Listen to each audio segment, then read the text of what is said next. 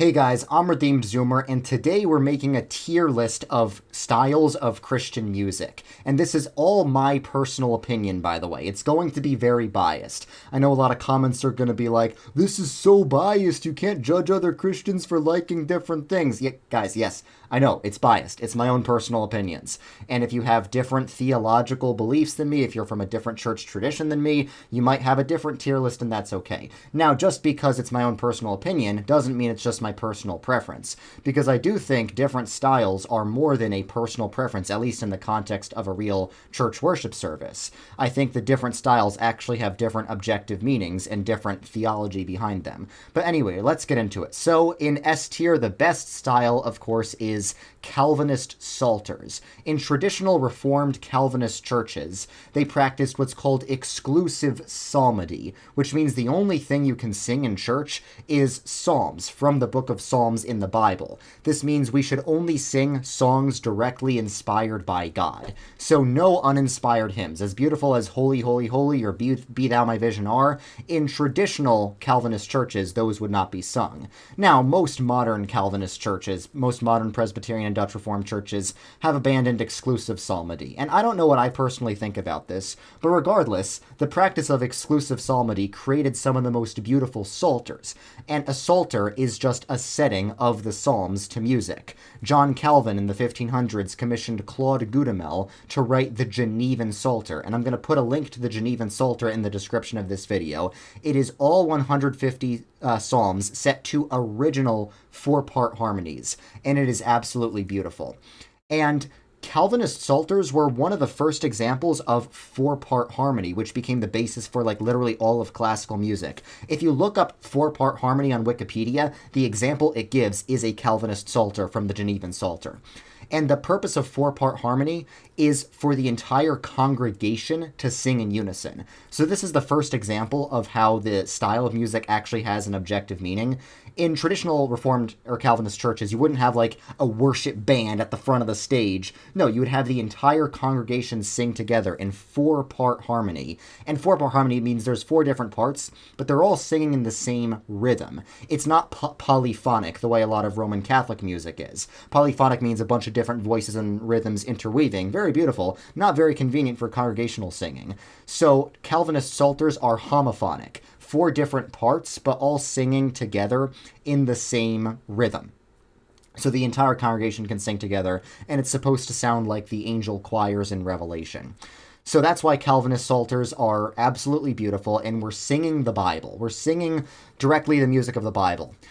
I must admit, however, the Calvinist tradition didn't have as much of an impact on classical music as the Lutheran tradition did.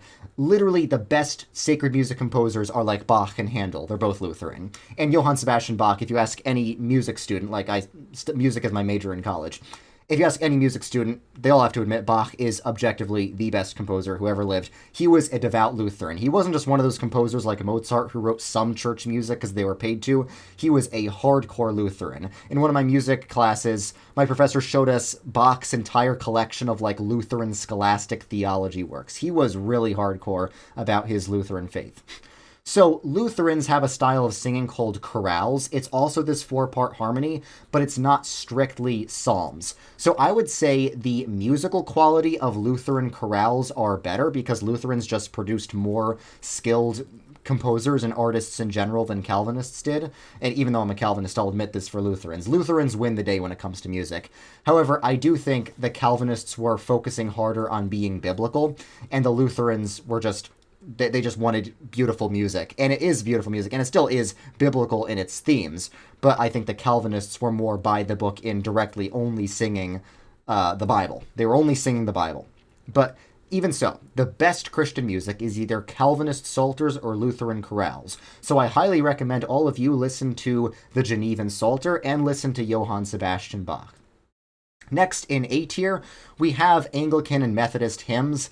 And the reason I'm giving these denominational labels is because most of the great hymns that average people know about, like Be Thou My Vision, or Holy, Holy, Holy, or Come Thou Fount, like basically every hymn with a recognizable title comes from either the Anglican or Methodist tradition. Like Charles Wesley, one of the Wesley brothers, who's like the founder of the Methodist tradition, was a great hymn writer. And one of my favorite hymns is Rejoice the Lord is King. That's written by Charles Wesley. So yeah, the Methodists have always been great with their hymns, same with Anglicans. Methodists originally are Anglicans, so that makes sense. Methodists are Anglicans who got sort of excluded from the Anglican Church for methoding too hard or whatever. But yeah, Anglican hymns, absolutely beautiful. Methodist hymns, absolutely beautiful. And notice that all these four categories so far are Protestant. A lot of times I will see these TikToks of Catholics saying like, oh, Protestants don't have beautiful music like we do. And the music in the background of the TikTok is like a Protestant hymn or something. I will grant that a lot of modern Protestants have abandoned the great musical tradition of Protestantism, but it's important to recover that. All right, now we get to B tier. So in B tier, I would put Gregorian chants. Gregorian chant was like the standard church music for like 1,000 years. It started with Pope Gregory, who allegedly wrote Gregorian chant. Here's a funny story. Like I said, I study music in my university, and one of my professors seemed a bit, progressive and anti-religious.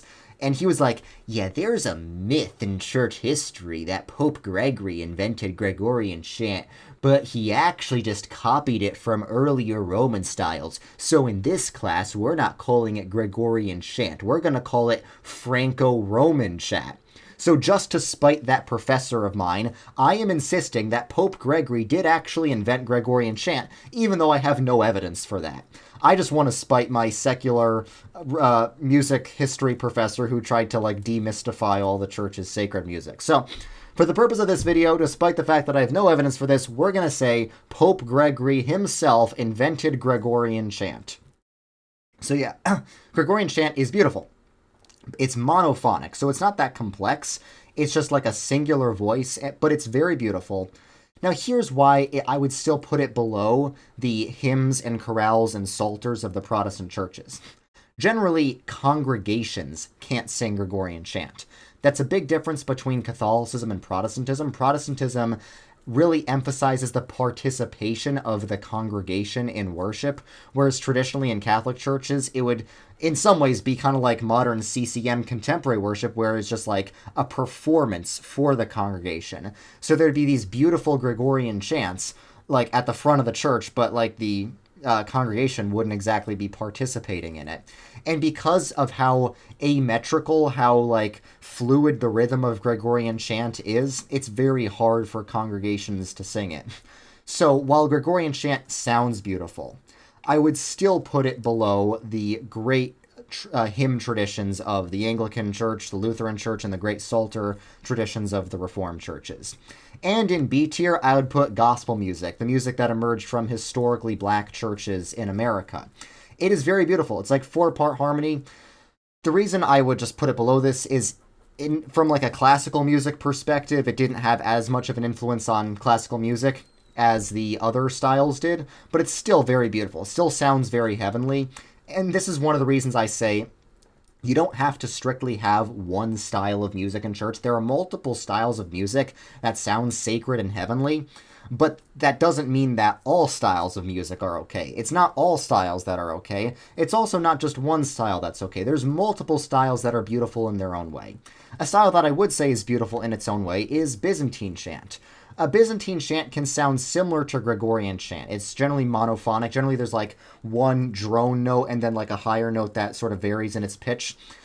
The reason I like Gregorian chant more than Byzantine chant is that Byzantine chant gives off this affect of mystery, whereas Gregorian chant gives off more of an affect of clarity, and that represents Eastern and Western Christianity respectively. Eastern Christianity more about mystery, and Western Christianity more about precision and clarity. So while both are beautiful in their own way, as a Western Christian myself, I think Calvinism is the epitome of Western Christianity. It's the most radically Western and everything distinctively Western about the Western tradition.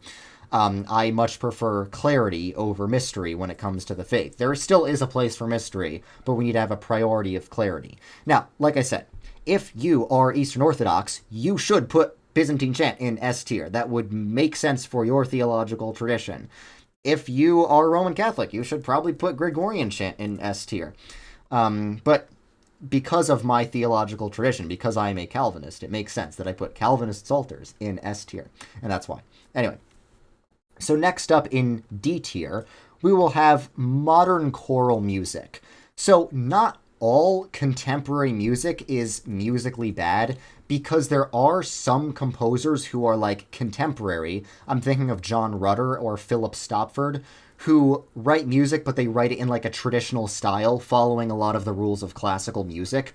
So it still sounds beautiful, but in some ways it sounds kind of secular to me. Like, these composers like John Rutter, they write really beautiful music for church. Like, What Sweeter Music by John Rutter, absolutely beautiful. But when I investigate these guys, they don't really seem all that religious themselves. They seem to just be, fans of choral music in general. It sounds almost like music you could have in a movie. So while it's beautiful, it just doesn't feel all that sacred to me. And again, this is my own personal opinion. I would still rather have modern choral music in church than contemporary Christian music.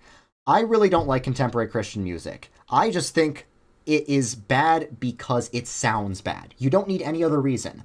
Some people say, oh, contemporary Christian music is bad because the lyrics are bad. I don't care about the lyrics. I'm not a poet. I'm a classical musician. I care about the sound, the music itself, meaning the chord progressions and the instruments, the actual sound itself. You could have the best possible lyrics for contemporary Christian music. I know of some psalms that are set to contemporary Christian music. The music itself could still be bad, even if the lyrics are good. So the fact that the music just sounds aesthetically ugly is one thing.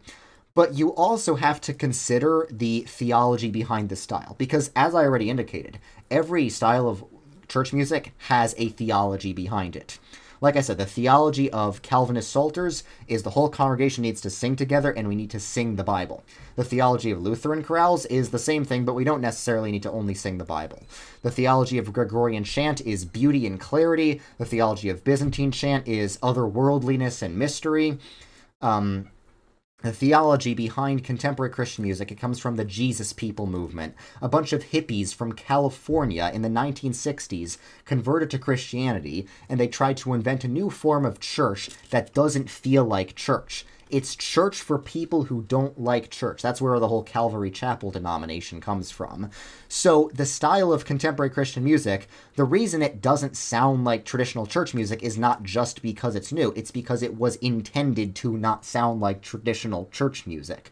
So even if you don't agree with me on the objectivity of musical beauty, you can still think that if that's where this style comes from, there might be something wrong with that style. That's why whenever someone tells me, like, oh, listen to this one contemporary composer, it's totally not just a slightly improved version of an already crappy style, I'm like, it's not the individual songwriters of CCM that are bad. It is the style of CCM itself that is bad.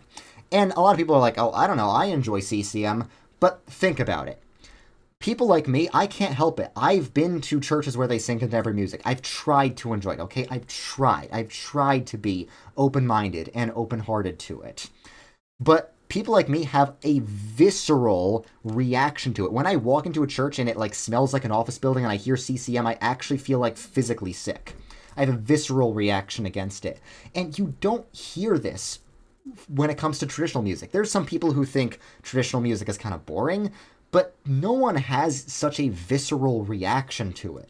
You never hear people arguing contemporary Christian music is objectively more beautiful than traditional music. And you have a lot of people like me arguing traditional music is more beautiful than contemporary music. The only good arguments for contemporary music I've heard are appeals to the complete subjectivity of music. It's not like one side says my side is objectively better and the other side says my side is objectively better. One side says my side is objectively better and the other side says stop being so fussy about the style of music. So I know that many of you guys will disagree. I know many of you guys like CCM. That's okay. I don't think there's a single one of my 400,000 subscribers who agrees with me on everything, and that's okay. But make sure to type your comments in all caps so that I know you're mad. Anyways, while the distinctions between music styles are interesting, What is very important is the content of the music, at least, when it's biblical. The content of the vast majority of these songs, which is about Jesus. If you sing any of these styles, whatever style you sing, you should believe the words you're singing. I know so many people in mainline churches like mine who sing Handel's Messiah, trained choral people who don't believe the words. You need to believe the words of Handel's Messiah and all these other great Christian music works. That all we, like sheep, have gone astray. We have turned everyone to his own way, and the Lord has laid on Jesus the iniquity of us all. That is the gospel. Jesus died for our sins, and that is expressed in many of these hymns. Jesus died for our sins in accordance with the scriptures and rose again on the third day, so put your faith in Jesus.